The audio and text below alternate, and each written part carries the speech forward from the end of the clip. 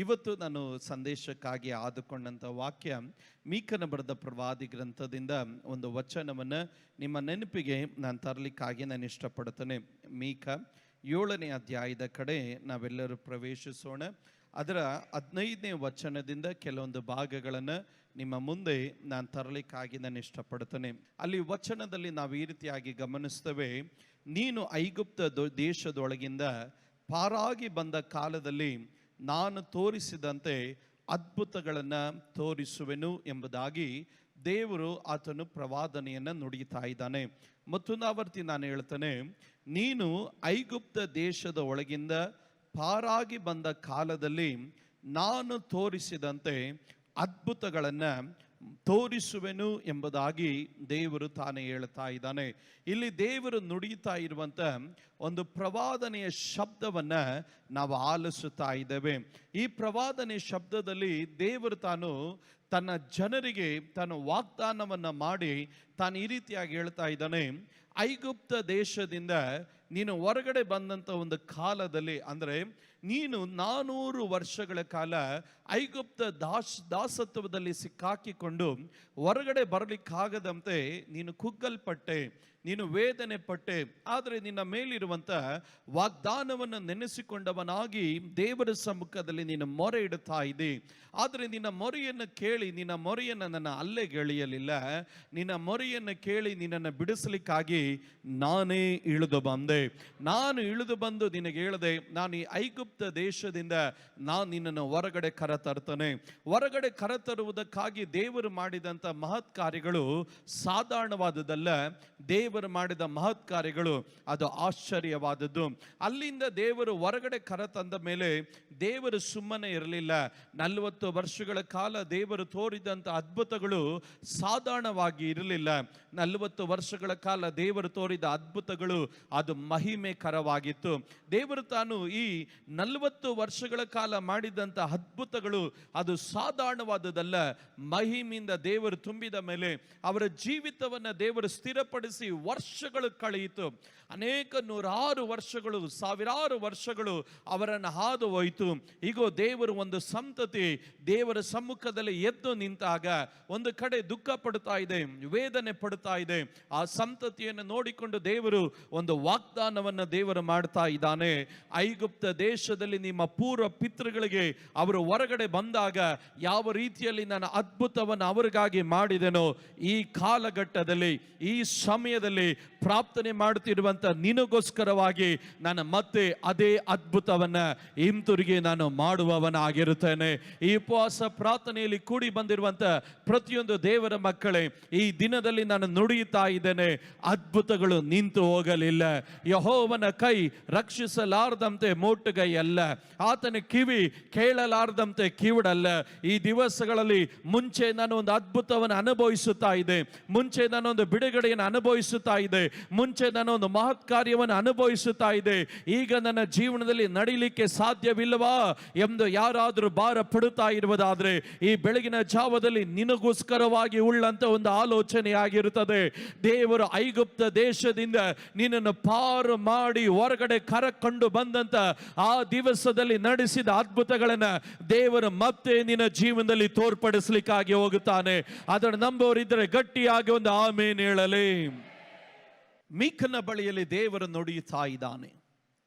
ಮೀಕನು ತಾನು ಹಾದೋಗುತ್ತಿರುವಂಥ ಪರಿಸ್ಥಿತಿ ಏನಾಗಿದೆ? 7ನೇ ಅಧ್ಯಾಯದಲ್ಲಿ ಅವನು ಗಮನಿಸಿದಾಗ ತನ್ನ ವೇದನೆಯನ್ನ ದೇವರ ಸಮ್ಮುಖದಲ್ಲಿ ಅವನು ತೋಡ್ಕೊಳ್ತಾ ಇದ್ದಾನೆ. 7ನೇ ಅಧ್ಯಾಯದಲ್ಲಿ ತನ್ನ ವೇದನೆಯನ್ನ ಆತನು ತೋಡಿಕೊಳ್ಬೇಕಾದ್ರೆ ತಾನು ಈ ರೀತಿಯಾಗಿ ಹೇಳ್ತಾನೆ. 5ನೇ ವಚನದಿಂದ ಓದಿಕೊಂಡು ಬಂದಾಗ ಆತನು ಹೇಳ್ತಾ ಇದ್ದಾನೆ, ತನ್ನ ಒಬ್ಬನಿಗೆ ತನ್ನ ಮನೆಯವರೇ ಅವರು ಶತ್ರುಗಳಾಗಿದ್ದಾರೆ ಎಂಬುದಾಗಿ. ಈಗ ಮೀಕನು ಅನುಭವಿಸುತ್ತಿರುವಂಥ ಪರಿಸ್ಥಿತಿ ಏನು? ತನ್ನ ಸ್ವಂತ ಮನೆಯವರಿಂದಲೇ ಅವನು ವಿರೋಧಗಳನ್ನು ಅನುಭವಿಸುತ್ತಾ ಇದ್ದಾನೆ. ಸ್ವಂತ ಮನೆಯವರಿಂದಲೇ ಅವನು ಇಕ್ಕಟ್ಟಿಗೆ ಅವನು ಒಳಪಟ್ಟಿದ್ದಾನೆ, ತನ್ನ ಮಿತ್ರನಿಂದ ಅವನು ತೊಂದರೆಯನ್ನು ಅನುಭವಿಸಿದ್ದಾನೆ, ಆತ್ಮರಿಂದ ಅವನು ತೊಂದರೆಯನ್ನು ಅನುಭವಿಸಿದ್ದಾನೆ. ಬೈಬಲಲ್ಲಿ ನಾವು ಗಮನಿಸ್ತೇವೆ, ತಂದೆ ತಾಯಿಗಳಿಂದ ಅವನು ವೇದನೆಯನ್ನು ಅನುಭವಿಸುತ್ತಾ ಇದ್ದಾನೆ, ಅತ್ತೆ ಸೊಸೆಯರಿಂದ ಆತನು ವೇದನೆಗಳನ್ನು ಅನುಭವಿಸ್ತಾ ಇದ್ದಾನೆ. ಒಬ್ಬನಿಗೆ ಒಂದು ಮನೆಯಲ್ಲೇ ಶತ್ರುಗಳು ಅವರು ಎದ್ದು ಬರ್ತಾ ಇದ್ದಾರೆ. ನಾವು ಅನೇಕ ಸಾರಿ ನಾವು ಹೇಳ್ತೇವೆ, ಹೊರಗಡೆಯಿಂದ ಶತ್ರುಗಳು ಎದ್ದು ಬಂದ್ರೆ ಅವರನ್ನ ಜಯಿಸೋದು ಬಹಳ ಸುಲಭವಾಗಿರ್ತದೆ. ಆದರೆ ಮನೆ ಒಳಗಡೆಯಿಂದನೇ ಶತ್ರುಗಳು ಎದ್ದು ಬಂದ್ಬಿಟ್ರೆ ಅವರನ್ನ ಜಯಿಸೋದು, ಅವರನ್ನ ವಿರೋಧಿಸೋದು ಬಹಳ ಕಷ್ಟಕರವಾಗಿರುತ್ತೆ. ಈಗ ಮೀಕನಿರುವಂತ ಅನುಭವ ಏನಾಗಿದೆ ಅಂತಂದ್ರೆ, ಹೊರಗಡೆಯಿಂದಲ್ಲ ಶತ್ರುಗಳು, ಮನೆ ಒಳಗಡೆಯಿಂದನೇ ಶತ್ರುಗಳು, ಮನೆ ಒಳಗಡೆಯಿಂದನೇ ಶತ್ರುಗಳು ಎದ್ದು ಅವನ ವಿರುದ್ಧವಾಗಿ ಯುದ್ಧಕ್ಕಾಗಿ ಅವರು ನಿಂತವರಾಗಿದ್ದಾರೆ.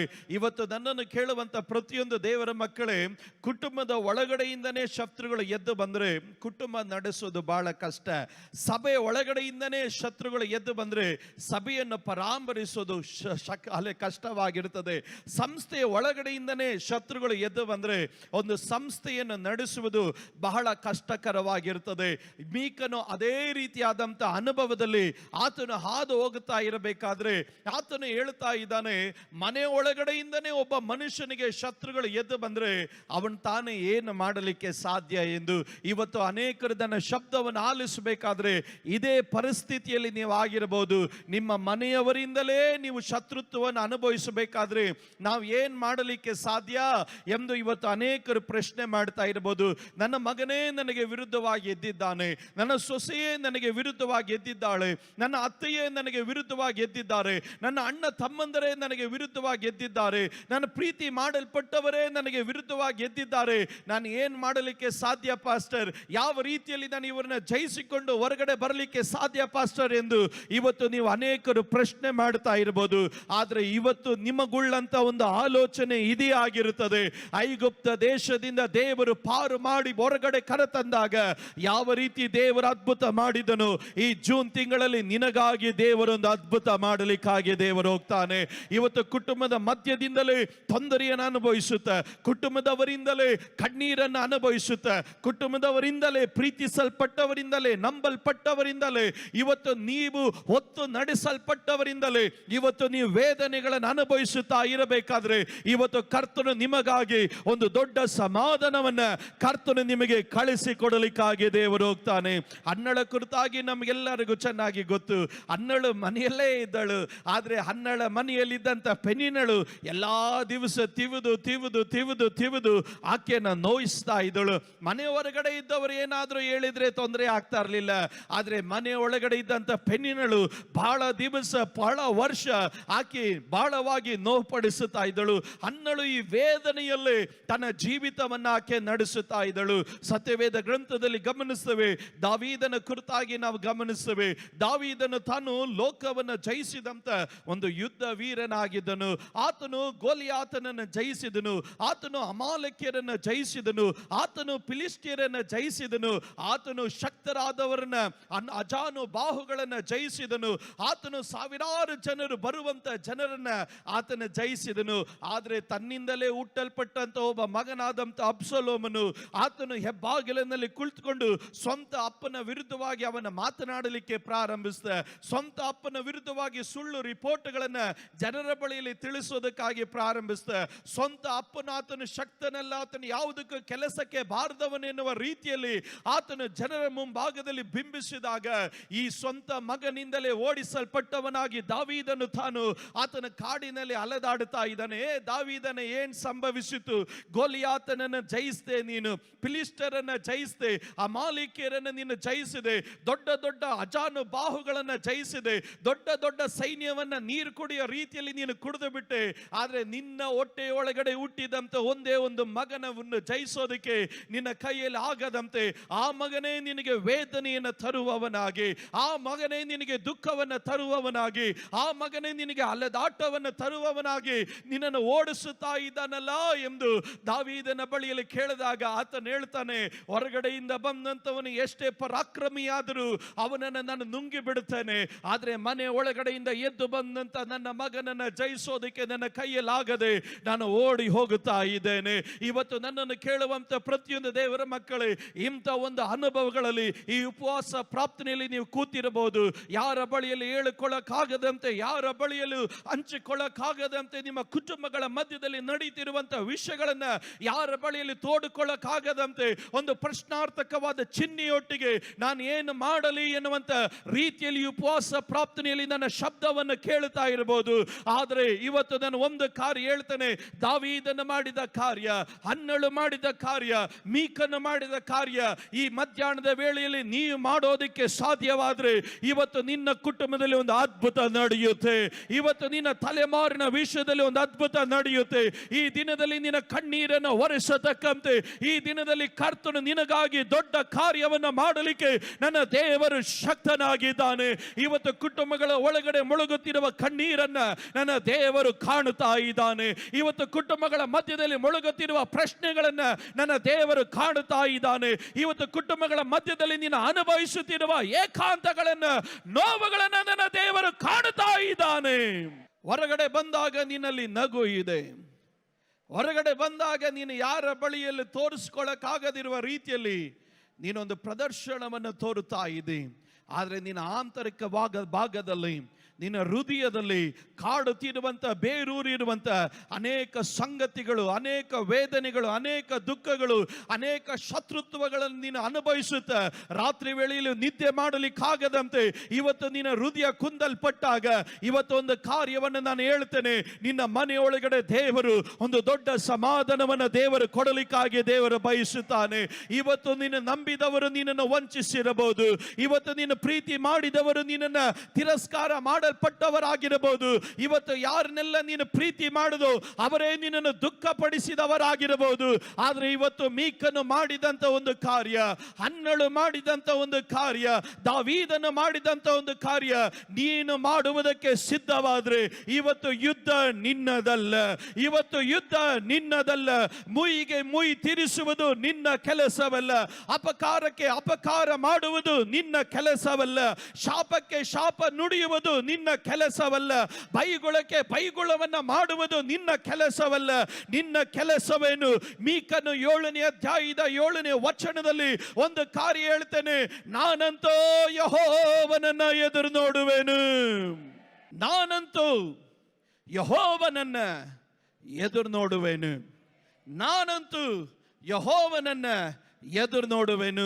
ಈ ಉಪವಾಸ ಪ್ರಾರ್ಥನೆಯಲ್ಲಿ ಯಾರಾದ್ರೂ ಕರ್ತನೆ ನಾನು ಒಬ್ಬರ ಮುಖವನ್ನು ನೋಡೋದಿಕ್ಕೆ ಯಾರು ಇಲ್ಲಪ್ಪ, ಇವತ್ತು ನಾನು ಯಾರನ್ನಾದ್ರೂ ನೋಡಬೇಕಾದ್ರೆ, ಯಾರನ್ನಾದ್ರೂ ನಾನು ನಿರೀಕ್ಷಿಸಬೇಕಾದ್ರೆ ಅದು ಯಾವ ಮನುಷ್ಯನಲ್ಲ, ಅದು ನಿನ್ನನ್ನೇ ಮಾತ್ರ ಎಂದು ಇವತ್ತು ಯಾರಾದ್ರೂ ಹೇಳುವುದಕ್ಕೆ ಉಳ್ಳವರಾಗಿದ್ರೆ ನಾನು ಹೇಳ್ತೇನೆ, ನಿನಗಾಗಿ ದೊಡ್ಡ ಕಾರ್ಯ ಮಾಡೋದಿಕ್ಕೆ ನನ್ನ ದೇವರು ಆತನು ಶಕ್ತನಾಗಿದ್ದಾನೆ. 63ನೇ ಕೀರ್ತನೆ 1ನೇ ವಾಕ್ಯದಲ್ಲಿ ದಾವೀದನು ತನ್ನ ಮಗನಿಂದ ಓಡಿ ಹೋಗಬೇಕಾದ್ರೆ 63ನೇ ಕೀರ್ತನೆ 1ನೇ ವಾಕ್ಯವನ್ನು ಬರೆಯುತ್ತಾನೆ. 63ನೇ ಕೀರ್ತನೆ 1ನೇ ವಾಕ್ಯ ಬರಿಬೇಕಾದ್ರೆ ತನ್ನ ಆ ಪದವನ್ನು ಈ ರೀತಿಯಾಗಿ ಉಚ್ಚರಿಸ್ತಾನೆ. ನೋಡೋಣ. ದೇವರು, ನಾನು ನಿನ್ನ ದರ್ಶನವನ್ನು ಕುತೂಹಲದಿಂದ ಎದುರು ನೋಡುತ್ತಿದ್ದೆ. ದೇವರೇ, ನೀನೇ ನನ್ನ ದೇವರು, ನಾನು ನಿನ್ನ ದರ್ಶನವನ್ನ ಕುತೂಹಲದಿಂದ ನಾನು ಎದುರು ನೋಡುತ್ತೇನೆ. ಮುಂದಿನ ವಚನ. ನೀರಿಲ್ಲದೆ ಒಣಗಿದ ಭೂಮಿಯಲ್ಲಿದ್ದವನು ನೀರಿಗಾಗಿಯೋ ಎಂಬಂತೆ ನನ್ನ ಆತ್ಮವು ನಿನಗಾಗಿ ಆತುರಗೊಳ್ಳುತ್ತದೆ. ನನ್ನ ಆತ್ಮವು ನಿನಗಾಗಿ ಆತುರಗೊಳ್ಳುತ್ತದೆ. ಇವತ್ತು ನಾನು ಒಂದು ಕಾರ್ಯ ಹೇಳ್ತೇನೆ. ಮುಯಿಗೆ ಮುಯಿ ತೀರಿಸುವುದಕ್ಕೆ ನೀನು ಆತುರಗೊಳ್ಳಬೇಡ. ಅಪಕಾರಕ್ಕೆ ಅಪಕಾರವನ್ನ ಮಾಡುವುದಕ್ಕೆ ನೀನು ಆತುರಗೊಳ್ಳಬೇಡ. ಶಪಿಸುವುದಕ್ಕಾಗಿ ನೀನು ಆತುರಗೊಳ್ಳಬೇಡ. ಎಲ್ಲ ಮುಗಿದೋಯ್ತು ಅಂತ ಹೇಳಿ ಒಂದು ಫುಲ್ ಸ್ಟಾಪ್ ಹಾಕೋದಕ್ಕೆ ನೀನು ಆತುರಗೊಳ್ಳಬೇಡ.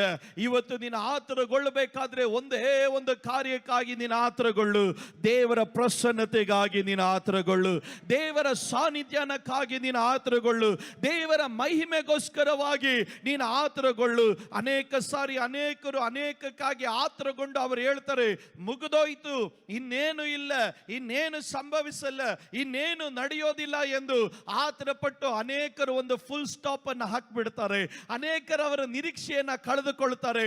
ಅರೆ, ದಾವೀದನು ಹೇಳ್ತಾನೆ, ನಾನು ಆತುರ ಪಡ್ತಾ ಇರೋದು ನನ್ನ ಜೀವಿತ ಮುಗಿದೋಯ್ತು, ನನ್ನ ಅದ್ಭುತ ಮುಗಿದೋಯ್ತು, ನನ್ನ ಕುಟುಂಬ ಮುಗಿದೋಯ್ತು, ನನ್ನ ಭವಿಷ್ಯ ಮುಗಿದೋಯ್ತು ಅಂತ ಹೇಳಿ ಆತುರಗೊಂಡು ನಾನು ನನಗೆ ಫುಲ್ ಸ್ಟಾಪ್ ಹಾಕೊಳ್ಳೋದಕ್ಕೆ ಹೋಗೋದಿಲ್ಲ.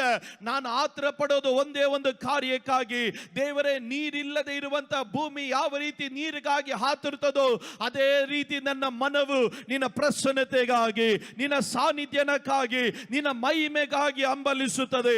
ಇವತ್ತು ಒಂದು ಕಾರ್ಯವನ್ನು ಕೂಗಿ ಹೇಳ್ತಾನೆ, ಪ್ರತಿಯೊಂದು ವಿಶ್ವಾಸಿಗಳೇ ಮರಣಕ್ಕಾಗಿ ಆತುರಗೊಳ್ಳಬೇಡ್ರಿ. ಇವತ್ತು ನಿನ್ನ ಜೀವಿತ ಸೋಲಿಗಾಗಿ ಮುಗಿದೋಯ್ತಂತ ಹೇಳಿ ಆತುರಗೊಳ್ಳಬೇಡ್ರಿ. ಇವತ್ತು ಬೇಡದಿರುವ ತೀರ್ಮಾನಗಳನ್ನು ಮಾಡುವುದಕ್ಕಾಗಿ ಆತುರಗೊಳ್ಳಬೇಡ್ರಿ. ಈ ಜೂನ್ ತಿಂಗಳಲ್ಲಿ ಕೂಗಿ ಹೇಳ್ರಿ, ಕರ್ತನೆ, ನನಗೆ ನಿನ್ನ ಪ್ರಸನ್ನತೆ ಒಂದೇ ಸಾಕು ದೇವರೇ, ನನಗೆ ನಿನ್ನ ಸಾನ್ನಿಧ್ಯನ ಒಂದೇ ಸಾಕು ದೇವರೇ, ನನಗೆ ನಿನ್ನ ಮಹಿಮೆ ಒಂದೇ ನನಗೆ ಸಾಕು ದೇವರೇ. ನಿನ್ನ ಮಹಿಮೆಯಿಂದ ನನ್ನನ್ನು ತುಂಬಿಸು ಕರ್ತನೆ, ನಿನ್ನ ಪ್ರಸನ್ನತೆಯಿಂದ ನನ್ನನ್ನು ತುಂಬಿಸು ದೇವರೇ. ಅನೇಕ ಪ್ರತಿಕೂಲಗಳಿಂದ, ಅನೇಕ ಮಾತುಗಳಿಂದ ನೀರಿಲ್ಲದಿರುವಂತ ಭೂಮಿಯ ಹಾಗೆ ನನ್ನ ಜೀವಿತ ಬರಡಾಗಿ ಹೋಗಿದೆ, ನನ್ನ ಜೀವಿತ ಒಣಗಿ ಹೋಗಿದೆ, ನನ್ನ ಜೀವಿತ ಕುಗ್ಗಿ ಹೋಗಿದೆ. ಆದರೆ ಮಳೆ ಯಾವ ರೀತಿಯಲ್ಲಿ ಸುರಿದು ನೀರನ್ನು ತೋಯಿಸುತ್ತದೋ ಅದೇ ರೀತಿ ಒಣಗಿ ಹೋಗಿರುವಂತ ನನ್ನ ಜೀವಿತವನ್ನ ನಿನ್ನ ಪ್ರಸನ್ನತೆಯಿಂದ, ನಿನ್ನ ಮಹಿಮೆಯಿಂದ ನೀನು ತುಂಬಿಸು. ಕಳೆದ ಅನೇಕ ತಿಂಗಳುಗಳು ಮಳೆ ಇರಲಿಲ್ಲ. ಮಳೆ ಇಲ್ಲದೆ ಇದ್ದಾಗ ಭೂಮಿ ಎಲ್ಲ ಬಿರುಕುಗೊಂಡ್ತು. ಬಿರುಕುಗೊಂಡಾಗ ಎಲ್ಲರೂ ಹೇಳಿದ್ರು, ಒಂದು ಒಳ್ಳೆ ಮಳೆ ಬಿದ್ದರೆ ಅದು ಚೆನ್ನಾಗಿರುತ್ತೆ. ಕಾರಣ, ಮಳೆ ಬಿದ್ದರೆ ಏನು ಸಂಭವಿಸ್ತದಂದ್ರೆ ಬಿರುಕೆಲ್ಲ ಮುಚ್ಚಿ ಹೋಗಿ ಎಲ್ಲ ತ್ಯಾವವಾಗಿ ಅಲ್ಲಿಂದ ಹಸಿರು ಬರಲಿಕ್ಕಾಗಿ ಪ್ರಾರಂಭವಾಗುತ್ತೆ. ಇವತ್ತು ನನ್ನನ್ನು ಕೇಳೋ ದೇವರ ಮಕ್ಕಳೇ, ನಿನ್ನ ಜೀವಿತವು ನೀರಿಲ್ಲದಿರುವ ಹಾಗೆ, ಪ್ರಸನ್ನತೆ ಇಲ್ಲದಿದ್ದಂಥ ಒಂದು ಭೂಮಿಯ ಹಾಗೆ ಇವತ್ತು ಅನೇಕ ವಿಷಯಗಳಲ್ಲಿ ಬಿರುಕುಗೊಂಡಿರಬಹುದು. ಅರೆ, ನಾನು ಹೇಳ್ತೇನೆ, ಈ ಉಪವಾಸ ಪ್ರಾರ್ಥನೆ ಮುಗಿದು ನೀವು ಮನೆಗೆ ಹೋಗೋಷ್ಟರಲ್ಲಿ ಆ ಎಲ್ಲ ಬಿರುಕುಗಳನ್ನು ಅಲ್ಲಿ ನೀಗಿಸಿ ಬಿಡತಕ್ಕಂಥ ಒಂದು ದೊಡ್ಡ ಪ್ರಸನ್ನತೆಯ ಮಳೆ ನಿನ್ನ ಕುಟುಂಬದಲ್ಲಿ, ನಿನ್ನ ಜೀವನದಲ್ಲಿ ಇಳಿದು ಬರಲಿಕ್ಕಾಗಿ ಹೋಗುತ್ತೆ. ಆ ಪ್ರಸನ್ನತೆ ನಿನ್ನ ಜೀವನದಲ್ಲಿ ಇಳಿದು ಬಂದಾಗ ಸಂಭವಿಸೋದೇನು? ಲೋಕ ಕಂಡಾಗ ಇದು ಒಣಗಿ ಹೋಗಿದ್ದು, ಇದರಿಂದ ಏನು ಉಪಯೋಗ ಇಲ್ಲ ಎಂದು ಹೇಳಿದಂತ ಅದೇ ಸ್ಥಳದಲ್ಲಿ ದೇವರು ಹಸಿರುಗಳನ್ನು ದೇವರು ಉಂಟು ಮಾಡತಕ್ಕಂತೆ ಈ ದಿನದ ಉಪವಾಸ ಪ್ರಾರ್ಥನೆಯಲ್ಲಿ ಕರ್ತನ ಒಂದು ದೊಡ್ಡ ಮಳೆಯನ್ನು ಸುರಿಸಲಿಕ್ಕಾಗಿ ದೇವರು ಹೋಗ್ತಾನೆ. ಇವತ್ತು ನಿನ್ನ ಬರಡುತನ, ಇವತ್ತು ನಿನ್ನ ಬಂಜರು ಭೂಮಿಯನ್ನ, ಇವತ್ತು ನಿನ್ನ ಬಂಜೆತನಗಳನ್ನ, ಇವತ್ತು ನಿನ್ನ ಬರಿದಾದಂತ ಅವಸ್ಥೆಗಳನ್ನ ನೀಗಿಸಿ ಬಿಡತಕ್ಕಂತ ಒಂದು ದೊಡ್ಡ ಮಳೆ ಇವತ್ತು ನಿನ್ನ ಜೀವನದಲ್ಲಿ ದೇವರು ಸುರಿಸಲಿಕ್ಕಾಗಿ ದೇವರು ಹೋಗ್ತಾನೆ. ಯಾರಾದ್ರೂ ಒಂದು ಪದವನ್ನು ದೇವರ ಸಮ್ಮುಖದಲ್ಲಿ ಕೂಗಿ ಹೇಳ್ರಿ, ನಾನು ಬೇರೆ ಯಾವುದಕ್ಕೂ ನಾನು ಆತರ ಪಡೋದಿಲ್ಲ. ನಾನು ಆತರ ಪಡುವುದಾದ್ರೆ ಒಂದೇ ಒಂದು ಕಾರ್ಯಕ್ಕಾಗಿ ನಾನು ಆತರ ಪಡುತ್ತೇನೆ, ಅದು ನಿನ್ನ ಪ್ರಸನ್ನತೆಗಾಗಿ ಮಾತ್ರ. ದಾವೀದನು ಹೇಳ್ತಾ ಇದ್ದಾನೆ, ನನ್ನ ಮಗನನ್ನು ಮುಟ್ಟುವಂತ ನಾನು ಪ್ರಾರ್ಥಿಸಲ್ಲ, ನನ್ನ ಪರಿಸ್ಥಿತಿಯನ್ನು ನೀಗಿಸುವಂತ ನಾನು ಪ್ರಾರ್ಥಿಸಲ್ಲ, ನನ್ನನ್ನು ರಿಸ್ಟೋರ್ ಮಾಡುವಂತ ನಾನು ಪ್ರಾರ್ಥಿಸಲ್ಲ. ಮುರಿಯಲ್ಪಟ್ಟಿದ್ದೀನಿ, ಜಜ್ಜಲ್ಪಟ್ಟಿದ್ದೀನಿ, ಆದರೆ ಈ ಪರಿಸ್ಥಿತಿಯಲ್ಲೂ ಯಾರು ಹತ್ತಲಿಕ್ಕಾಗದಿರುವಂತ ಪರ್ವತವನ್ನು ಹತ್ತೋದಕ್ಕೆ ನನಗೆ ಕೃಪೆ ಕೊಡು. ಯಾರು ಹತ್ತಲಿಕ್ಕೆ ಸಾಧ್ಯವಾಗದಿರುವಂತ ಆಶ್ರಯ ಗಿರಿಯನ್ನು ಹತ್ತತಕ್ಕಂತೆ ನನಗೆ ಕೃಪೆ ಕೊಡು ಎಂದು ದಾವೀದನು ಪ್ರಾರ್ಥನೆ ಮಾಡ್ತಾ ಇದ್ದಾನೆ. ನಾನು ಒಂದು ಕಾರ್ಯ ಹೇಳ್ತೇನೆ, ಈ ಕಾಲಘಟ್ಟದಲ್ಲಿ ಕುಕ್ಕಲ್ಪಟ್ಟಂತ ಕೆಲವರನ್ನ ದೇವರು ಕೈ ಹಿಡಿದು ತಾನು ಪರ್ವತಕ್ಕೆ ದೇವರು ಹತ್ತಿಸ್ಲಿಕ್ಕಾಗಿ ದೇವರು ಹೋಗ್ತಾನೆ. ಶುಕಾದಲ ಮನ ರಕದಲ ಬಾ ರೇದೆಲೆ ಮನ ರಕದಲ ಬರ ಶಾದಲ ಮನ ರಕದಲ ರೇ. ಈ ಕಾಲಘಟ್ಟದಲ್ಲಿ ಕುಗ್ಗಲ್ಪಟ್ಟಂತ ಕೆಲವರನ್ನ ದೇವರು ಕರ ಹಿಡಿದು ದೇವರು ಪರ್ವತಕ್ಕೆ ದೇವರು ಹತ್ತಿಸ್ಲಿಕ್ಕಾಗಿ ದೇವರು ಹೋಗ್ತಾನೆ. ನಿನ್ನನ್ನು ಶತ್ರು ಒಣ ಭೂಮಿ ಎಂದು ಆತನು, ನೀರಿಲ್ಲದಿರುವ ಪ್ರದೇಶವೆಂದು ಶತ್ರು ಆತನ ನಿನ್ನನ್ನು ಮಾಡುವುದಕ್ಕಾಗಿ ಅನೇಕ ರೀತಿಯಾದ ಹೋರಾಟಗಳನ್ನು ನಿನ್ನ ಜೀವಿತದ ವಿರುದ್ಧವಾಗಿ ಎಬ್ಬಿಸ್ತ. ಆದ್ರೆ ಈ ಜೂನ್ ತಿಂಗಳಲ್ಲಿ ಕೆಲವರು ಬರೆದಿಟ್ಕೊಳ್ರಿ, ನೀವು ಅಲ್ಲೇ ಇರೋದಿಲ್ಲ. ಕರ್ತನು ನಿನ್ನನ್ನು ಕರ ಹಿಡಿದು ಆತನ ಆಶ್ರಯ ಗಿರಿ ಕಡೆ, ಯಾರು ಹತ್ತಲಿಕ್ಕೆ ಸಾಧ್ಯವಾಗದಿರುವಂತ ಪ್ರಸನ್ನತೆಯ ಕಡೆ, ಅಭಿಷೇಕದ ಕಡೆ, ಮಹಿಮೆ ಕಡೆ, ವಾಗ್ದಾನದ ಕಡೆ, ಪ್ರಾರ್ಥನೆಯ ಕಡೆ, ಆರಾಧನೆಯ ಕಡೆ, ಸ್ತುತಿ ಸ್ತೋತ್ರದ ಕಡೆ ಆತನು ನಿನ್ನನ್ನು ಹತ್ತಿಸ್ಲಿಕ್ಕಾಗಿ ದೇವರು ಹೋಗುತ್ತಾನೆ. ಇವತ್ತು ಯಾರಾದರೂ ಕೂಗಿ ಹೇಳ್ರಿ, ದೇವರೇ, ಈ ಪರಿಸ್ಥಿತಿಯಲ್ಲಿ ನಾನು ನಿನ್ನ ಮಹಿಮೆಯನ್ನು ಕಾಣಬೇಕು, ಈ ಪರಿಸ್ಥಿತಿಯಲ್ಲಿ ನಾನು ನಿನ್ನ ಪ್ರಸನ್ನತೆಯಲ್ಲಿ ನಡಿಬೇಕು, ಈ ಪರಿಸ್ಥಿತಿಯಲ್ಲಿ ನಾನು ನಿನ್ನನ್ನು ಕಾಣಬೇಕು. 27ನೇ ಕೀರ್ತನೆ 4ನೇ ವಾಕ್ಯದಲ್ಲಿ ದಾವೀದನು ಆತನ ಹೇಳ್ತಾ ಇದ್ದಾನೆ, ಕರ್ತನೇ, ನಾನು ನಿನ್ನ ಬಳಿಯಲ್ಲಿ ಒಂದು ವರವನ್ನು ಕೇಳ್ತೇನೆ, ಅದನ್ನೇ ನಾನು ಎದುರು ನೋಡ್ತೇನೆ. ಏನು? ನಿನ್ನ ಆ ಮಂದಿರದಲ್ಲಿ ವಾಸಿಸುವ ಕೃಪೆ ನನಗೆ ಕೊಡು. I need the permission to dwell in your presence. In your house. ದೇವರೇ, ನಿನ್ನ ಆಲಯದಲ್ಲಿ ನನ್ನ ವಾಸ ಮಾಡತಕ್ಕಂಥ ಒಂದು ಅಪ್ಪಣೆ ಕೊಡು. ಅನೇಕರಿಗೆ ಪ್ರತಿಕೂಲ ಬಂದಾಗ ಆಲಯ ಬಿಟ್ಟು ಹೋಗ್ತಾರೆ. ಅನೇಕರಿಗೆ ಪ್ರತಿಕೂಲ ಬಂದಾಗ ಪ್ರಸನ್ನತೆ ಬಿಟ್ಟು ಹೋಗ್ತಾರೆ. ಅನೇಕರಿಗೆ ಪ್ರತಿಕೂಲ ಬಂದಾಗ ಪ್ರಾರ್ಥನೆಯನ್ನ ಬಿಟ್ಟು ಹೋಗ್ತಾರೆ. ಅನೇಕರಿಗೆ ಪ್ರತಿಕೂಲ ಬಂದಾಗ ಅವರು ದೇವರ ಪ್ರಸನ್ನತೆಯನ್ನ ಬಿಟ್ಟು ಹೋಗ್ತಾರೆ. ಕಾರಣವೇನೆಂದ್ರೆ ಅವರ ಚಿಂತೆ, ಈ ಪ್ರತಿಕೂಲವನ್ನ ನನ್ನ ಸ್ವಂತ ಬಲದಿಂದ ನಾನು ಜಯಿಸಿ ಬಿಡ್ತೀನಿ ಅಂತ. ನಾನು ಒಂದು ಕಾರ್ಯ ಹೇಳ್ತೇನೆ, ಪ್ರತಿಕೂಲಗಳನ್ನ, ಹೋರಾಟಗಳನ್ನ ನಿನ್ನ ಸ್ವಂತ ಬಲದಲ್ಲಿ ನೀನು ಜಯಿಸೋದಕ್ಕೆ ಆಗೋದಿಲ್ಲ. ಇವತ್ತು ಕೆಲವೊಂದನ್ನ ಜಯಿಸಬೇಕಾದ್ರೆ ನಿನ್ನ ದೇವರ ಆಲಯಕ್ಕೆ ನೀನು ಬರಬೇಕು. ಇವತ್ತು ದೇವರ ಆಲಯಕ್ಕೆ ನೀನು ಬರಬೇಕು. ಇವತ್ತು ಅನೇಕರು ಮಾಡುವಂತ ಒಂದು ತಪ್ಪು ಏನು ಗೊತ್ತಾ? ಪ್ರತಿಕೂಲ ಬಂದಾಗ ಮನೆಯಲ್ಲಿ ಇದ್ದು ಬಿಡ್ತಾರೆ. ಪ್ರತಿಕೂಲ ಬಂದಾಗ ಅವರು ಆಗಿರುವ ಸ್ಥಳದಲ್ಲಿ ಇದ್ದು ಅವರು ಕಣ್ಣೀರು ಇಡ್ತಾ ಇರ್ತಾರೆ. ಆದ್ರೆ ಹನ್ನೆರಡು ಮಾಡಿದ ಕಾರ್ಯ, ಮನೆಯಲ್ಲಿ ಇದ್ದುಕೊಂಡು ಪೆನ್ನಿನಲ್ಲೂ ಪ್ರತಿ ದಿವಸ ಚುಚ್ಚಬೇಕಾದ್ರೂ, ವೇದನೆ ಪಡಿಸಬೇಕಾದ್ರೂ, ಬಂಜೆ ನೀನು ಶಾಪಗ್ರಸ್ತಳು, ನಿನ್ನಿಂದ ಯಾವ ಫಲ ಇಲ್ಲ ಅಂತ ಆಕೆಯನ್ನು ನಿಂದಿಸಬೇಕಾದ್ರೆ, ಹನ್ನೆರಡು ಮಾಡಿದಂತ ಒಂದೇ ಒಂದು ಕಾರ್ಯ ಏನು ಗೊತ್ತ? ಪ್ರತಿ ವರ್ಷ ಬರುವ ಹಾಗೆ ಆಕೆ ಶಿಲೋವಿನ ಕೊಳಕ್ಕೆ, ಹಾಗೆ ಶಿಲೋವಿನ ಆಲಯಕ್ಕೆ, ದೇವಾಲಯಕ್ಕೆ ಆಕೆ ಹಿಂತಿರುಗಿ ಬಂದಳು. ಇವತ್ತು ನಾನು ಒಂದು ಕಾರ್ಯ ಹೇಳ್ತೇನೆ, ಪಾಸ್ಟೇ, ಪ್ರತಿ ವರ್ಷ ನಾನು ಉಪವಾಸ ಪ್ರಾರ್ಥನೆಗೆ ಬರ್ತಾ ಇದೆ, ಪ್ರತಿ ತಿಂಗಳು ನಾನು ಉಪವಾಸ ಪ್ರಾರ್ಥನೆಗೆ ಬರ್ತಾ ಇದೆ, ನನ್ನ ಜೀವನದಲ್ಲಿ ಏನು ಬಿಡುಗಡೆ ನಡೆದಿಲ್ಲ ಎಂದು ಯಾರಾದರೂ ಚಿಂತೆ ಮಾಡ್ತಾ ಇದ್ರೆ ನಾನು ಒಂದು ಕಾರ್ಯ ಹೇಳ್ತೇನೆ, ಈ ಜೂನ್ ತಿಂಗಳು ಅದು ನಿನ್ನ ತಿಂಗಳಾಗಿರುತ್ತದೆ. ಇವತ್ತು ದೇವರ ಮಕ್ಕಳೇ, ಹೋರಾಟ ನೀಗಲಿಲ್ಲ, ಪ್ರತಿಕೂಲ ನೀಗಲಿಲ್ಲ ಎಂದು ಮನೆಯಲ್ಲಿ ಕುತ್ಕೋಬೇಡ. Come to the place of God. ದೇವರ ಸ್ಥಳಕ್ಕೆ ಬಾ, ದೇವರ ಪ್ರಸನ್ನತೆಗೆ ಬಾ, ದೇವರ ಮಹಿಮೆ ಹತ್ತಿರ ಬಾ, ದೇವರ ಸಿಂಹಾಸನದ ಹತ್ತಿರ ಬಾ. ಯೆಹೋವನು ತಾನು ತನ್ನ ಮಂದಿರದಲ್ಲಿ ಇದ್ದಾನೆ. ತನ್ನ ಬಳಿಗೆ ಬರುವವರನ್ನ ಆತನು ಎಂದಿಗೂ ಕೈ ಬಿಡೋದಿಲ್ಲ. ಯಾರಾದ್ರೂ ಗಟ್ಟಿಯಾಗಿ ಒಂದು ಆಮೇನ್ ಹೇಳ್ರಿ. ಇವತ್ತು ದೇವರ ಮಕ್ಕಳೇ, ಪ್ರತಿ ಸಾರಿ ಆಲಯಕ್ಕೆ ಬರಬೇಕಾದ್ರೆ ನನ್ನ ಜೀವನದಲ್ಲಿ ಏನು ನಡೆಯಲ್ಲ ಎನ್ನುವಂತ ರೀತಿಯಲ್ಲ ನೀನು ಬರಬೇಕಾಗಿರೋದು. ಪ್ರತಿ ಸಾರಿ ಆಲಯಕ್ಕೆ ಬರಬೇಕಾದ್ರೆ, ಈ ದಿನ ಹೋಗ್ತಾ ಇದ್ದೀನಿ, ಈ ದಿನ ನನ್ನ ಬಂಜೆತನ ನೀಗುವ ದಿನ, ಈ ದಿನ ನನ್ನ ಪ್ರಾರ್ಥನೆಗೆ ಉತ್ತರ ಬರುವ ದಿನ, ಈ ದಿನ ನನ್ನ ಕಣ್ಣೀರು ಒರೆಸುವ ದಿನ, ಈ ದಿನ ನನ್ನ ರೋಗಗಳನ್ನು ವಾಸಿ ಮಾಡುವ ದಿನ, ಈ ದಿನ ನನ್ನ ಬೆಂದನ ಮುರಿಯುವ ದಿನ, ಈ ದಿನ ದೇವರು ನನ್ನ ಬಳಿಯಲ್ಲಿ ಮಾತನಾಡುವ ದಿನ ಎಂದು ಯಾರಾದರೂ ಪ್ರಾರ್ಥನೆಯೊಟ್ಟಿಗೆ ದೇವರ ಮಂದಿರಕ್ಕೆ ಬಂದಾಗ ನಾನು ಹೇಳ್ತೇನೆ, ನೀನು ಪ್ರತಿ ವರ್ಷ ಬಂದ ಹಾಗಲ್ಲ, ಪ್ರತಿ ತಿಂಗಳು ಬಂದ ಹಾಗಲ್ಲ. ಈ ತಿಂಗಳು ಉಪವಾಸ ಪ್ರಾರ್ಥನೆ ಮುಗಿಸಿಕೊಂಡು ನೀನು ಮನೆಗೆ ಹಿಂತಿರುಗಬೇಕಾದ್ರೆ ನಿನ್ನ ಕಿವಿಯಲ್ಲಿ ಒಂದು ಶುಭ ವಾರ್ತೆ ಇರುತ್ತೆ. ನಿನ್ನ ಮುಖ ಛಾಯಕ್ಕೆ ಒಂದು ವ್ಯತ್ಯಾಸ ಉಂಟಾಗುತ್ತೆ. ನಿನ್ನ ಕಣ್ಣೀರನ್ನು ದೇವರು ಒರೆಸುತ್ತಾನೆ. ನಿಂದಿಸಲ್ಪಟ್ಟವರಿನ ಮುಂದೆ ನಿಲ್ಲಿಸದಂತೆ ಅವರ ಬಾಯಿಗಳನ್ನು ಮುಚ್ಚತಕ್ಕಂತೆ ನಿನ್ನ ಬಾಯಿಯನ್ನ ದೇವರು ಬಲು ನಗೆಯಿಂದಲೂ ದೇವರು ತುಂಬಿಸ್ತಾನೆ. ನಿನ್ನ ಜೀವಿತವನ್ನ ಸಾಕ್ಷಿಯೊಟ್ಟಿಗೆ ದೇವರು ಮಾರ್ಪಡಿಸುತ್ತಾನೆ. ಅದು ನಂಬೋರಿದ್ರೆ ಯಾರಾದ್ರೂ ಗಟ್ಟಿಯಾಗಿ ಆಮೇನ್ ಹೇಳಲಿ.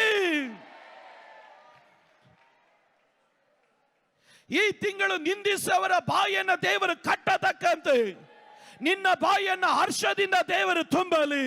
ಈ ದಿನ ನಿನ್ನನ್ನು ಪರಿಹಾಸ ಮಾಡಿದವರು ಅವರು ನಿಂತು ಹೋಗತಕ್ಕಂತೆ ಈ ತಿಂಗಳು ನಿನ್ನ ಜೀವನದಲ್ಲಿ ಒಂದು ಸಾಕ್ಷಿಯನ್ನ ದೇವರು ಹೊತ್ತು ತರಲಿ. ಇವತ್ತು ದಿನಲ್ಲಿ ಏನು ಹೊಸದು ನಡೆಯೋದಿಲ್ಲ ಎಂದು ಹೇಳಲ್ಪಟ್ಟವರು ಅವರ ಬಾಯಿ ಮೇಲೆ ಕೈ ಇಟ್ಟುಕೊಳ್ಳತಕ್ಕಂತೆ ಒಂದು ಉತ್ತರವನ್ನ ನಿನಗಾಗಿ ಈ ಜೂನ್ ತಿಂಗಳಲ್ಲಿ ದೇವರು ರಿಲೀಸ್ ಮಾಡಲಿ. ದಾವೀದನೇ ಹೇಳಿದನು, ಹೋರಾಟ ಇದೆ, ಪ್ರತಿಕೂಲ ಇದೆ, ಹಿಂಸೆಗಳಿದೆ, ಆದರೆ ಕರ್ತನೇ, ನಾನು ನಿನ್ನ ಮಂದಿರಕ್ಕೆ ಬರ್ತೇನೆ. ಅನೇಕರು ಮಂದಿರಕ್ಕೆ ಬಂದಾಗ ಮನುಷ್ಯರ ಕೈಯನ್ನು ನೋಡ್ಕೊಂಡು ಬರ್ತಾರೆ. ಅನೇಕರು ಮಂದಿರಕ್ಕೆ ಬಂದಾಗ ಆ ಪಾಸ್ಟ್ ಏನಾದ್ರೂ ಮಾಡಕ್ ಸಾಧ್ಯನಾ, ಈ ಪಾಸ್ಟ್ ಏನಾದ್ರೂ ಮಾಡಕ್ ಸಾಧ್ಯನಾ? ನಾನು ಒಂದು ಕಾರ್ಯ ಹೇಳ್ತೇನೆ, ಮಂದಿರಕ್ಕೆ ಬಂದಾಗ ಸಿಂಹಾಸನ ರೂಢನಾಗಿರೋ ದೇವರನ್ನು ಮಾತ್ರ ನೋಡಬೇಕು. ಆತನನ್ನು ನೀನು ಮನಸ್ಪೂರ್ವಕವಾಗಿ ಹುಡುಕೋದಿಕ್ಕೆ ನಿನಗೆ ಮನಸ್ಸಿಲ್ಲ ಅಂದ್ರೆ ಯಾವ ಸೇವಕರು ಏನು ಮಾಡೋಕ್ಕಾಗೋದಿಲ್ಲ. ಇವತ್ತು ಆತನ ಬಳಿಯಲ್ಲಿ ನೀನು ಪ್ರಾರ್ಥನೆ ಮಾಡೋದಕ್ಕೆ ನಿನಗೆ ಮನಸ್ಸಿಲ್ಲ ಅಂದ್ರೆ, ಆತನ ಪ್ರಸನ್ನತೆಯನ್ನು ಬಯಸೋದಕ್ಕೆ ನಿನಗೆ ಮನಸ್ಸಿಲ್ಲ ಅಂದ್ರೆ, ಆತನನ್ನು ಅಪ್ಪ ಎಂದು ಕೂಗಿ ಕರೆಯೋದಕ್ಕೆ ನಿನಗೆ ಮನಸ್ಸಿಲ್ಲ ಅಂದ್ರೆ ಯಾವ ಪಾರ್ಶ್ವ ನಿನಗೆ ಸಹಾಯ ಮಾಡೋದಕ್ಕೆ ಆಗೋದಿಲ್ಲ. ಇವತ್ತು ನೀನು ಮಂದಿರಕ್ಕೆ ಬಂದಾಗ ಒಂದನೇದಾಗಿ ಅರ್ಥ ಮಾಡಿಕೊಳ್ಬೇಕು, ಈ ಮಂದಿರದ ಯಜಮಾನನು ದೇವರಾಗಿದ್ದಾನೆ. ಈ ಮಂದಿರದಲ್ಲಿ ಯಜಮಾನನು ಸಿಂಹಾಸನ ರೂಢನಾಗಿರುವವನು ದೇವರಾಗಿದ್ದಾನೆ. ಆತನ ಮುಖವನ್ನು ನಾನು ಹುಡುಕಿಕೊಂಡು ಬಂದಾಗ ನಾನು ಎಂದಿಗೂ ಲೆಚ್ಚಗೇಡಾಗಿ ಹೋಗೋದಿಲ್ಲ. ದೇವರು ನನ್ನ ಮುಖವನ್ನು ಪ್ರಕಾಶಿಸುವಂತೆ ಮಾಡುತ್ತಾನೆ.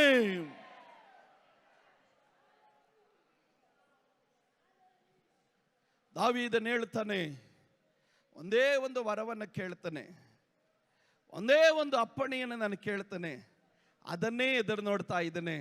ಏನೆಲ್ಲ ನನ್ನ ಜೀವನದಲ್ಲಿ ಸಂಭವಿಸಿದ್ರು ನಿನ್ನ ಆಲಯದಿಂದ ನನ್ನನ್ನು ಹೊರಗಡೆ ಹಾಕ್ಬೇಡ ದೇವರೇ. 51ನೇ ಕೀರ್ತನೆಯಲ್ಲಿ ಹೇಳ್ತಾನೆ, ನಿನ್ನ ಆತ್ಮನಿಂದ ನನ್ನನ್ನು ಹೊರಗಡೆ ಹಾಕ್ಬೇಡ, ನಿನ್ನ ಆತ್ಮನ ನನ್ನಿಂದ ಹೊರಗಡೆ ಹೋಗ್ಬಾರ್ದು. 27ನೇ ಕೀರ್ತನೆಯಲ್ಲಿ ಹೇಳ್ತಾನೆ, ನಿನ್ನ ಮಂದಿರದಿಂದ ನನ್ನನ್ನು ಹೊರಗಡೆ ಹಾಕ್ಬೇಡ, ನಿನ್ನ ಮಂದಿರದಲ್ಲಿ ವಾಸಿಸೋದಕ್ಕೆ ಕೃಪೆ ಕೊಡು. ಇವತ್ತು ಯಾರಾದ್ರೂ ಹೇಳೋದಕ್ಕೆ ಸಾಧ್ಯನ, ಕರ್ತನೆ ನಿನ್ನ ಮಂದಿರದಿಂದ ನಾನು ಹೊರಗಡೆ ಹೋಗಬಾರ್ದು ದೇವರೇ, ನಿನ್ನ ಮಂದಿರದಲ್ಲೇ ನಾನು ಇರತಕ್ಕಂತೆ ಒಂದು ಕೃಪೆಯನ್ನು ನನಗೆ ದಯ ಪಾಲಿಸು, ನಿನ್ನ ಆತ್ಮನನ್ನು ನನ್ನಿಂದ ತೆಗೆಯಬೇಡ.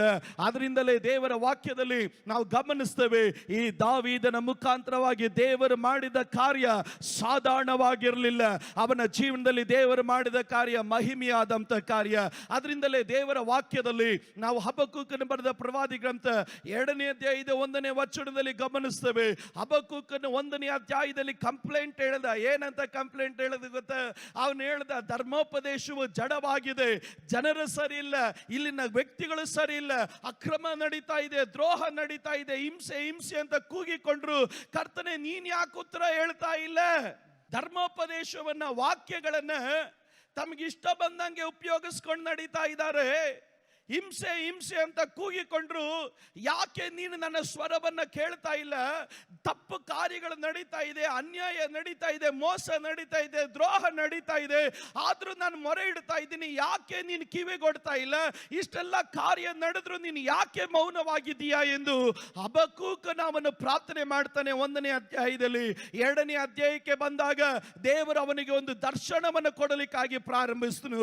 ದರ್ಶನವನ್ನು ದೇವರು ಕೊಡಲಿಕ್ಕಾಗಿ ಪ್ರಾರಂಭಿಸಿದಾಗ ದೇವರು ಹೇಳಿದನು, ನೀನು ಏನ್ ಮಾಡು, ಕೋವರದಲ್ಲಿ ನಿಂತ್ಕೋ. ಅದರ ಅರ್ಥ ಏನು? Stand in the tower of prayer. ಪ್ರಾರ್ಥನೆಯ ಗೋಪುರದಲ್ಲಿ ನೀನು ನಿಂತ್ಕೋ, ಕೋವರದಲ್ಲಿ ನಿಂತ್ಕೋ. ಹಬಕ್ಕೂಕನು ಕೋವರದಲ್ಲಿ ನಿಂತ್ಕೊಂಡ ಅವನು ಪ್ರಾರ್ಥನೆ ಮಾಡೋದಕ್ಕಾಗಿ ಪ್ರಾರಂಭಿಸಿದ.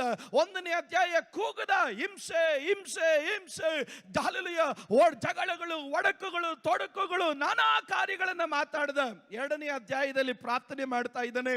ಇಷ್ಟೆಲ್ಲ ಪ್ರಾರ್ಥನೆ ಮಾಡಿದೆ, ಈಗ ಇಷ್ಟೆಲ್ಲ ಕೂಗಿದೆ, ದೇವರೇ ನೀನ್ ಮಾತಾಡು ಅಂತ ಹೇಳಿ 2ನೇ ಅಧ್ಯಾಯದಲ್ಲಿ ಅವನು ದೇವರನ್ನ ಎದುರು ನೋಡ್ತಾ ಇದ್ದಾನೆ. ಇವತ್ತು ದೇವರ ಮಕ್ಕಳಿಗೆ ಗಮನಿಸಿ, ಅನೇಕರು ಕೂಗ್ತಾರೆ, ಪ್ರಾರ್ಥನೆ ಮಾಡಲ್ಲ. ಅನೇಕರು ಮಾತಾಡ್ತಾರೆ, ಪ್ರಾರ್ಥನೆ ಮಾಡಲ್ಲ. ನೀವು ಯಾರು ಸ್ತೋತ್ರ ಹೇಳದೇ ಇದ್ದಾಗ 1ನೇ ಅಧ್ಯಾಯದಲ್ಲಿ ಹಬಕ್ಕೂಕನು ಆತನು ಕೂಗದ. 2ನೇ ಅಧ್ಯಾಯದಲ್ಲಿ ಕೋವರದಲ್ಲಿ ನಿಂತ್ಕೊಂಡು ಯೆಹೋವನು ಏನು ಹೇಳ್ತಾನೋ ಎಂದು ಅವನು ಎದುರು ನೋಡಲಿಕ್ಕಾಗಿ ಪ್ರಾರಂಭಿಸಿದ. ಎದುರು ನೋಡಲಿಕ್ಕಾಗಿ ಅವನು ದೇವರ ಬಳಿಯಲ್ಲಿ ಹೇಳ್ತಾ ಇದ್ದಾನೆ, ದೇವರೇ ನಾನು ಮನುಷ್ಯರನ್ನ ನೋಡೋದಿಲ್ಲ, ನಾನು ನಿನ್ನನ್ನೇ ನೋಡುತ್ತೇನೆ, ನೀನು ಸದುತ್ತರ ದಯಪಾಲಿಸು ಅಂತ ಅವನು ಪ್ರಾರ್ಥನೆ ಮಾಡಿದಾಗ 2ನೇ ಅಧ್ಯಾಯದಲ್ಲಿ ದೇವರು ಉತ್ತರ ಕೊಟ್ಟ. ಏನಂತ ಉತ್ತರ ಕೊಟ್ಟ ಗೊತ್ತಾ?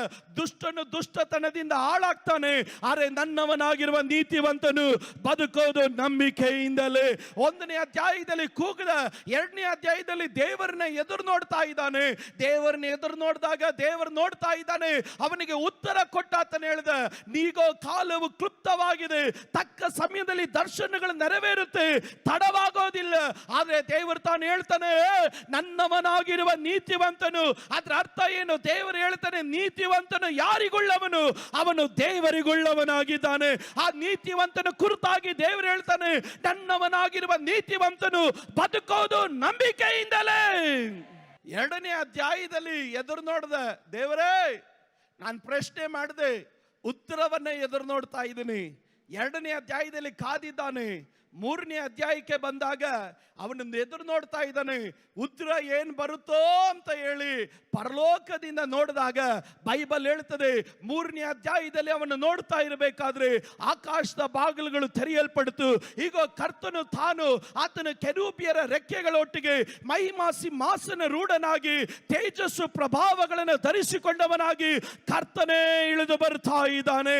ಅವನು ಉತ್ತರವನ್ನು ಎದುರು ನೋಡ್ದ, ಆದ್ರೆ ಇಳಿದು ಬಂದಿದ್ದು ದೇವರು. ಆತನ ಉತ್ತರವನ್ನು ಎದುರು ನೋಡಿದ.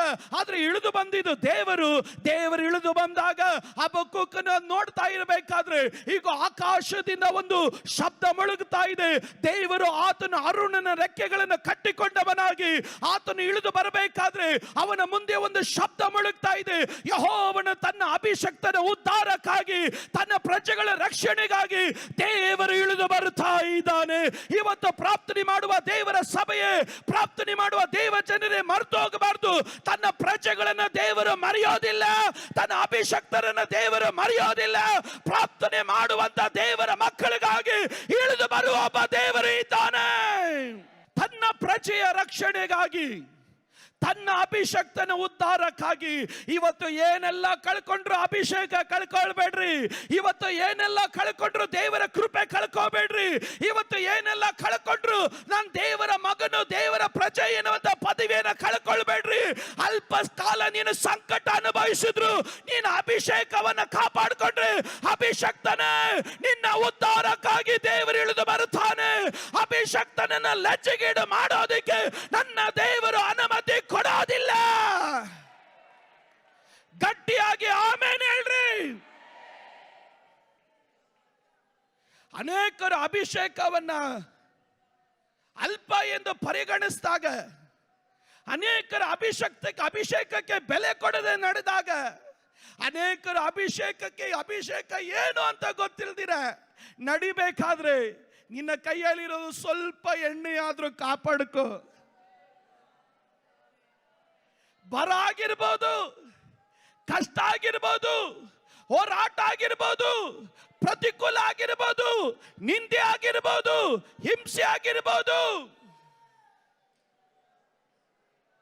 ನಿನ್ನ ಕಣ್ಣು ಮುಂದೆ ನಡೆಯೋದೆಲ್ಲ ಹಬಕ್ಕೂಕನ ರೀತಿಯಲ್ಲಿ ಉತ್ತಮವಾಗಿ ಕಾಣಲ್ಪಡದಿರಬಹುದು. ಆದ್ರೆ ಅಭಿಷೇಕ ಬಿಡಬೇಡ. ಇವತ್ತು ಅಭಿಷೇಕ ಎನ್ನುವಂಥದ್ದು ಅದು ಅಮೂಲ್ಯವಾದದ್ದು. ಬೈಬಲ್ ಹೇಳ್ತದೆ ದೇವರು ಬರ್ತಾನೆ, ದೇವರು ಬಂದೇ ಬರ್ತಾನೆ, ದೇವರು ಬಂದೇ ಬರ್ತಾನೆ, ದೇವರು ಬಂದೇ ಬರ್ತಾನೆ. ಯಾರಿಗಾಗಿ ಬರ್ತಾನೆ ಗೊತ್ತ? ಅಭಿಷಕ್ತನ ಉದ್ಧಾರಕ್ಕಾಗಿ ದೇವರು ಬರ್ತಾನೆ. ಇವತ್ತು ದೇವರು ನಿನ್ನನ್ನು ಉದ್ಧಾರ ಮಾಡಬೇಕು ಎನ್ನುವಂತ ನಿಶ್ಚಯ ನಿನಗಿರಬೇಕಾದ್ರೆ ದೇವರ ಸಭೆಯೇ ಅಭಿಷೇಕವನ್ನು ಕಾಪಾಡ್ಕೊಳ್ಬೇಕು. ಕುಟುಂಬಗಳೇ ಅಭಿಷೇಕವನ್ನು ಕಾಪಾಡ್ಕೊಳ್ಬೇಕು. ಯವನಸ್ಥರೇ ಅಭಿಷೇಕವನ್ನು ಕಾಪಾಡ್ಕೊಳ್ಬೇಕು. ಅಭಿಷೇಕವನ್ನು ಹೊಂದಿಕೊಳ್ಳೋದು ಬಹಳ ಸುಲಭ, ಅಭಿಷೇಕ ಕಾಪಾಡಿಕೊಳ್ಳೋದು ಬಹಳ ಕಷ್ಟ.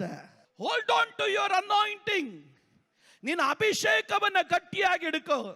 ಹಬಕ್ಕೂಕ ನೋಡ್ತಾ ಇದ್ದಾನೆ ಯಾರಿಗಾಗಿ ದೇವರು ಇಳಿದು ಬರ್ತಾ ಇದ್ದಾನೆ. ಅವನು ನೋಡ್ತಾ ಇದ್ದಾನೆ ತನ್ನ ಪ್ರಜೆಯ ರಕ್ಷಣೆಗಾಗಿ, ಅಭಿಷಕ್ತನ ಉದ್ಧಾರಕ್ಕಾಗಿ ದೇವರು ಇಳಿದು ಬರ್ತಾನೆ. ಕಾರಣ ಏನು ಗೊತ್ತ? ಅಭಿಷಕ್ತನಿಗೆ ಬೆಲೆ ಕೊಡದೆ ಲೋಕ ನಡಿಬೇಕಾದ್ರೆ, ಅಭಿಷಕ್ತನನ್ನ ವಂಚನೆಗೊಳಿಸಿ ಲೋಕ ನಡಿಬೇಕಾದ್ರೆ, ಅಭಿಷಕ್ತನ ಜೊತೆಯಲ್ಲಿ ಯಾರು ಇಲ್ಲದೆ ಎಲ್ಲರೂ ತಿರಸ್ಕಾರ ಮಾಡಬೇಕಾದ್ರೆ, ಹಬಕ್ಕೂಕನೇ ಅಭಿಷಕ್ತನೇ ನಿನ್ನ ಸಂಗಡ ಯಾರು ಇಲ್ಲದಿದ್ದರು ಪ್ರಾರ್ಥನೆ ಮಾಡುವ ನೀನು, ಆರಾಧನೆ ಮಾಡುವ ನೀನು, ಒಡಕಿನಲ್ಲಿ ನಿಲ್ಲುವ ನೀನು, ಕಣ್ಣೀರು ಸುರಿಸುವ ನೀನು, ಆ ಆಲಯಕ್ಕಾಗಿ ನಿಲ್ಲುವ ನೀನು, ಪ್ರಾರ್ಥನೆಗಾಗಿ ನಿಲ್ಲುವ ನೀನು, ಯಾರು ನಿನ್ನ ಜೊತೆಯಲ್ಲಿ ಇಲ್ಲದಿದ್ರು ನಿನ್ನನ್ನು ಉದ್ಧಾರ ಮಾಡುವುದಕ್ಕಾಗಿ ನಾನು ಇಳಿದು ಬರುತ್ತೇನೆ. ನಾನು ನಿನಗೋಸ್ಕರವಾಗಿ ಚಲಿಸುವ ದೇವರು. ಇವತ್ತು ಒಂದು ಪ್ರವಾದನೆ ಮಾತನ್ನ ಕೂಗಿ ಹೇಳ್ತೇನೆ. ಒಡಕಿನಲ್ಲಿ ನಿಲ್ಲುವ ದೇವರ ಮಕ್ಕಳೇ, ಪರಿಶುದ್ಧತೆಗಾಗಿ ನಿಲ್ಲುವ ದೇವರ ಮಕ್ಕಳೇ, ಆಲಯಕ್ಕಾಗಿ ನಿಲ್ಲುವ ದೇವರ ಮಕ್ಕಳೇ, ದರ್ಶನಕ್ಕಾಗಿ ನಿಲ್ಲುವ ದೇವರ ಮಕ್ಕಳೇ, ಕರ್ತನ ಅಭಿಷಕ್ತನ ಉದ್ಧಾರಕ್ಕಾಗಿ ಇಳಿದು ಬರ್ತಾನೆ. ಹಬಕ್ಕೂಕನ ಈ ದರ್ಶನವನ್ನು ಕಂಡಾಗ ಬೈಬಲ್ ಹೇಳ್ತದೆ ಅವನ ಹೊಟ್ಟೆ ತಳಮಳಗೊಳ್ತು. ಅದರ ಅರ್ಥ ಏನು ಗೊತ್ತ? ಈ ಮಹಿಮೆ ದರ್ಶನವನ್ನು ಕಂಡಾಗ ಅವನಿಗೆ ಇರಕ್ಕಾಗಲಿಲ್ಲ. ಅವನ ಶರೀರ ನಡಗಕ್ಕಾಗಿ ಪ್ರಾರಂಭವಾಯಿತು, ಹೊಟ್ಟೆ ತಳಮಳಗೊಳ್ಳೋದಕ್ಕಾಗಿ ಪ್ರಾರಂಭ ಆಯಿತು. ದೇವರ ಪ್ರಸನ್ನತೆಯನ್ನು ಅಯ್ಯೋ ನಾನು ನೋಡೋಕ್ಕಾಗಲ್ಲ, ಅದನ್ನು ಸಹಿಸಿಕೊಳ್ಳೋಕ್ಕಾಗಲ್ಲ, ಅಷ್ಟು ಮಹಿಮೆ ಉಳ್ಳದು ಎನ್ನೋದನ್ನು ಕಂಡಾಗ ಬೈಬಲ್ ಹೇಳ್ತದೆ ತಕ್ಷಣವಾಗಿ ಹಬಕ್ಕೂಕನು ಎದ್ದು ನಿಂತು ಆತನ ಹೇಳ್ದ, ಆಹಾ ಅಂಜೂರು ಚಿಗುರಿದಿದ್ದರು, ದ್ರಾಕ್ಷಲತೆಗಳಲ್ಲಿ ಹಣ್ಣು ಕಾಣದಿದ್ದರು, ಕೊಟ್ಟಿಗೆ ಒಳಗಡೆ ಮಂದೆ ಇಲ್ಲದಿದ್ದರು, ಒಂದು ಎಣ್ಣೆ ಮರದ ಉತ್ಪತ್ತಿ ಶೂನ್ಯವಾದ್ರು, ಏನಿದ್ರು ಏನಿಲ್ಲದೆ ಹೋದ್ರು, ಹೋದ್ರು ನಾನು ಯೆಹೋವನಲ್ಲಿ ಉಲ್ಲಾಸಿಸುವೆನು, ನನ್ನ ರಕ್ಷಕನಾದ ದೇವರಲ್ಲಿ ನಾನು ಆನಂದ ಧ್ವನಿ ಮಾಡುವೆನು, ಕಾರಣ ಕರ್ತನೇ ನನ್ನ ಬಲವಾಗಿದ್ದಾನೆ.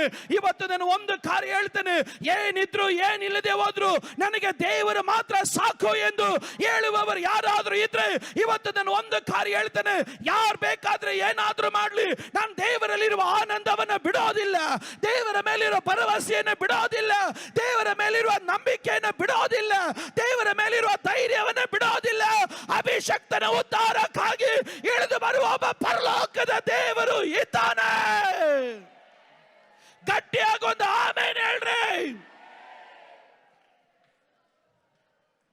ಯಾರೇ ಹೇಗೆ ಹೋಗ್ಲಿ, ಯಾರು ಏನೇ ಮಾಡ್ಲಿ, ಯಾರು ಎಲ್ಲಿಗೆ ಹೋಗ್ಲಿ, ಮಹಿಮೆಯನ್ನು ಕಂಡ ನಾನು ಏನಿದ್ರು ಏನಿಲ್ಲದೆ ಹೋದ್ರು ಸ್ತೋತ್ರ ಹೇಳ್ತೇನೆ. ಇವತ್ತು ಯಾರಾದ್ರೂ ಮಹಿಮೆಯನ್ನು ಕಂಡ ಸಾಕ್ಷಿಗಳು ಇದರ ಮಧ್ಯದಲ್ಲಿ ಇದ್ದೀರ?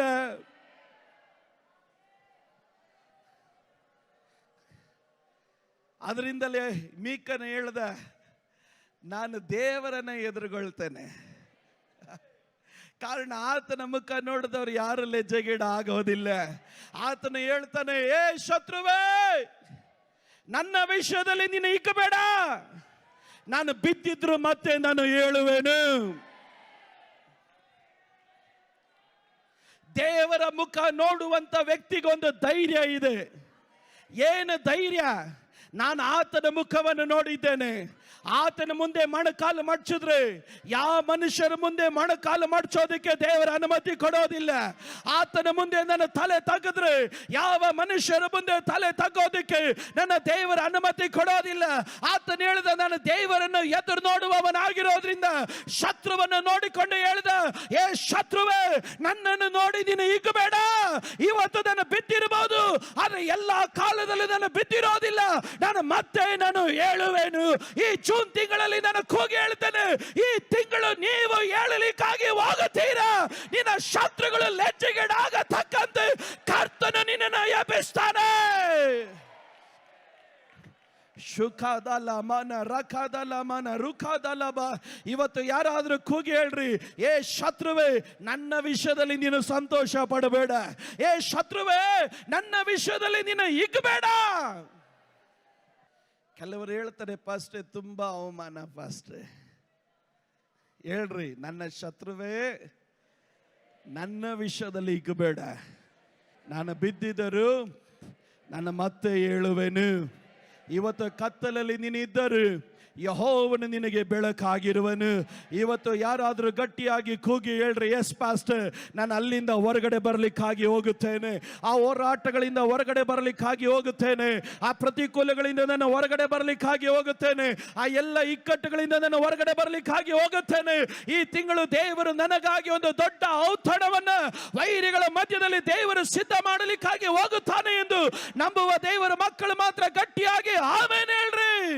ಇವತ್ತು ನಾನು ಒಂದು ಕಾರ್ಯ ಹೇಳ್ತೇನೆ, ಅದ್ಭುತಗಳು ಮತ್ತೆ ಆರಂಭವಾಗ್ಲಿಕ್ಕಾಗಿ ಹೋಗುತ್ತೆ. ನಿನ್ನ ಜೀವನದಲ್ಲಿ ಅದ್ಭುತಗಳು ಮತ್ತೆ ಆರಂಭಿಸಲ್ಪಡಲಿಕ್ಕಾಗಿ ಹೋಗುತ್ತೆ. ಇವತ್ತು ಈ ಆಲಯದಲ್ಲಿ ಇದ್ದಾಗ ಅದ್ಭುತಗಳು ಆರಂಭಿಸಲ್ಪಡುತ್ತೆ. ನಿನ್ನ ಮನೆಗೆ ಹೋಗ್ಬೇಕಾದ್ರೆ ಅದ್ಭುತಗಳು ನಡೆಯುತ್ತೆ, ನಿನ್ನ ಮನೆಯಲ್ಲಿ ಇದ್ದಾಗ ಅದ್ಭುತಗಳು ನಡೆಯುತ್ತೆ. ಈ ಜೂನ್ ತಿಂಗಳು ಅದ್ಭುತಗಳ ಮೇಲೆ ಅದ್ಭುತಗಳು, ಅದ್ಭುತಗಳ ಮೇಲೆ ಅದ್ಭುತಗಳು, ಅದ್ಭುತಗಳ ಮೇಲೆ ಅದ್ಭುತಗಳು, ಅದ್ಭುತಗಳ ಮೇಲೆ ಅದ್ಭುತಗಳು ಯೇಸುವಿನ ನಾಮದಲ್ಲಿ ದೇವರ ಸಭೆಯಲ್ಲಿ ತೆರೆದು ಬರಲಿಕ್ಕಾಗಿ ಹೋಗುತ್ತೆ, ಕುಟುಂಬಗಳಲ್ಲಿ ತೆರೆದು ಬರಲಿಕ್ಕಾಗಿ ಹೋಗುತ್ತೆ, ಜೀವಿತಗಳಲ್ಲಿ ತೆರೆದು ಬರಲಿಕ್ಕಾಗಿ ಹೋಗುತ್ತೆ. ಅದು ನಂಬುವವರು ಯಾರಾದ್ರೂ ಗಟ್ಟಿಯಾಗಿ ಆಮೆನ್ ಹೇಳ್ರಿ. ಯೇಸುವಿನ ನಾಮದಲ್ಲಿ ಪ್ರತಿಯೊಂದು ಕುಟುಂಬಗಳಲ್ಲಿ ಅದ್ಭುತಗಳು ಕಾಣತಕ್ಕಂತೆ, ಪ್ರತಿಯೊಂದು ಮಂಡಲಗಳಲ್ಲಿ ಅದ್ಭುತಗಳು ಕಾಣತಕ್ಕಂತೆ, ಪ್ರತಿಯೊಂದು ಅವಶ್ಯಕತೆಗಳ ಮೇಲೆ ಅದ್ಭುತಗಳು ಕಾಣತಕ್ಕಂತೆ. ಗಿದ್ಯೋನನ್ನು ಕೇಳ್ದ, ನಮ್ಮ ಪೂರ್ವ ಪಿತೃಗಳು ಹೇಳ್ತಾ ಇದ್ರು ಅದ್ಭುತಗಳು ನಡೀತಾ ಇತ್ತು ಅಂತ, ಈಗ ಎಲ್ಲಿ ಅದ್ಭುತಗಳು? ತಕ್ಷಣ ದೂತ ಏನ್ ಮಾಡ್ದ ಗೊತ್ತೇ? ಅವನನ್ನು ಚೆನ್ನಾಗಿ ನೋಡ್ದ, ಅವನನ್ನು ಚೆನ್ನಾಗಿ ನೋಡ್ದ, ಅವನನ್ನು ನೋಡಿ ಒಂದು ಮಾತು ಹೇಳ್ದ, ಈ ಬಲದೊಟ್ಟಿಗೆ ನೀನು ಹೋಗು, ಈ ಬಲದೊಟ್ಟಿಗೆ ನೀನು ಹೋಗು. ಕಾರಣ ಇಷ್ಟು ದಿನ ನೀನು ಪ್ರಶ್ನೆ ಮಾಡಿಕೊಂಡು ನಿನ್ನ ಜೀವನ ಬರಡಾಗಿ ಹೋಗ್ಬಿಡುತ್ತೆ. ನಿರೀಕ್ಷಿಸೋದಕ್ಕೆ ನಿನ್ನ ಕೈಯಲ್ಲಿ ಏನು ಆಗ್ತಾ ಇರಲಿಲ್ಲ. ಆದರೆ ನೀ ನನಗೊಂದು ಬಲ ಕೊಟ್ರೆ ನೀನು ಮಿಥ್ಯಾನ್ಯರನ್ನ ಒಂದು ಮನುಷ್ಯನಂತೆ ಸೋಲಿಸತಕ್ಕಂತೆ ಅದ್ಭುತ ಕೇಳುವ ನೀನೇ ಅದ್ಭುತವನ್ನ ಮಾಡುವವನಾಗಿ ಮಾರ್ಪಡುತ್ತೆ.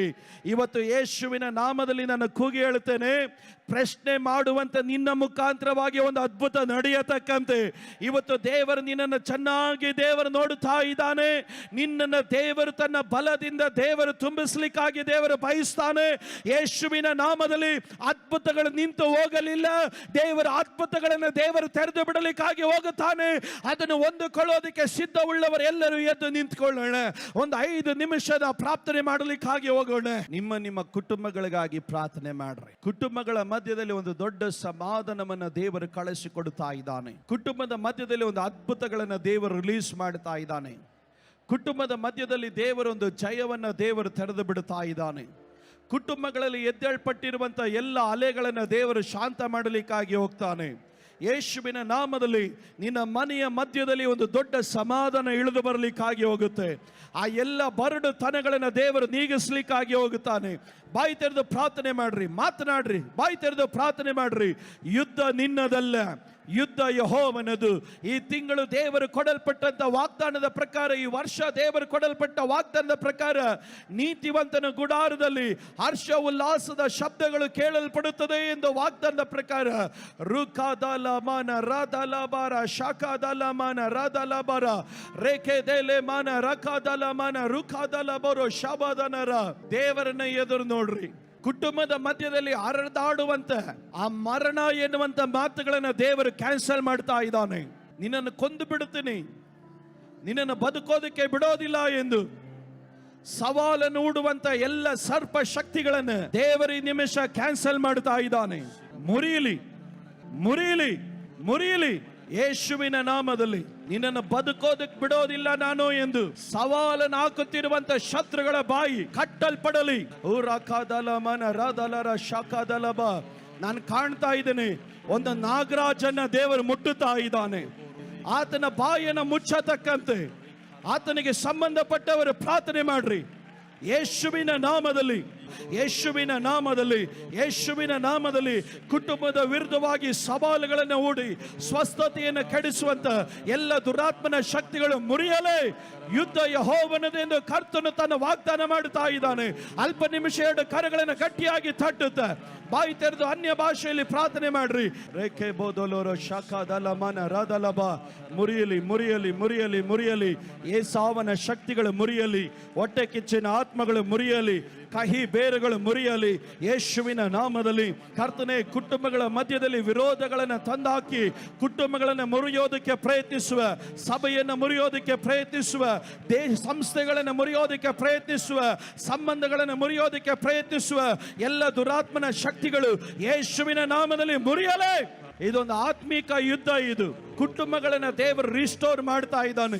ಕುಟುಂಬದ ಸಮಾಧಾನಗಳನ್ನು ದೇವರು ರಿಸ್ಟೋರ್ ಮಾಡ್ತಾ ಇದ್ದಾನೆ. ಕುಟುಂಬದ ಸಂಬಂಧಗಳನ್ನು ದೇವರು ರಿಸ್ಟೋರ್ ಮಾಡ್ತಾ ಇದ್ದಾನೆ.